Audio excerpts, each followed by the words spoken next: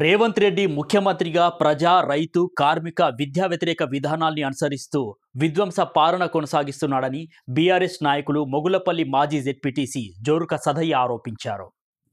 మాజీ మంత్రి BRS party రాష్ట్ర working president MLA Kalvakuntla Taraka Ramarao పిలుపు మేరకు భూపాలపల్లి మాజీ ఎమ్మెల్యే గండ్ర వెంకటరమణారెడ్డి ఆదేశానుసారం లగచర్ల రైతులను కాపాడాలని కోరుతూ మొగులపల్లి బీఆర్ఎస్ నాయకులు మండల కేంద్రంలో ఉన్న అంబేద్కర్ విగ్రహానికి వినతిపత్రం సమర్పించారు.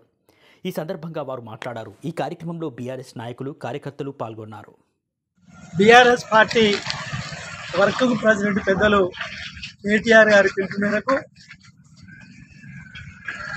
ఇక్కడటువంటి పెద్దలు జిల్లా అధ్యక్షుడు జ్యోతిమేడం రమణారెడ్డి గారి ఆదేశాల మేరకు మండల పార్టీ బీఆర్ఎస్ బలుగురు తిరుపతిరావు అధ్యక్షతన ఈరోజు కాంగ్రెస్ పార్టీ అవలంబిస్తున్నటువంటి రైతులపైన భవిష్యత్తులో తమ భూములు రక్షించాలని ఎన్నోసార్లు వినతి పత్రాలు ఇచ్చినప్పటికీ పట్టించుకోకుండా వారిపైన దాడి చేసి అక్రమ అరెస్టులు చేసి జైళ్ళ చుట్టూ తిప్పడం అనేది ఏదున్నదో ఇది చట్టానికి విరుద్ధంగా పెద్దలు డాక్టర్ అంబేద్కర్ రచించినటువంటి రాజ్యాంగానికి తూర్చుపడిచి వాళ్ళని అక్రమంగా అరెస్ట్ చేయడం కాబట్టి దానికి నిరసనగా ఇలా వినతి పత్రాన్ని అంబేద్కర్కి దానికి అప్పచెప్పడం జరిగింది.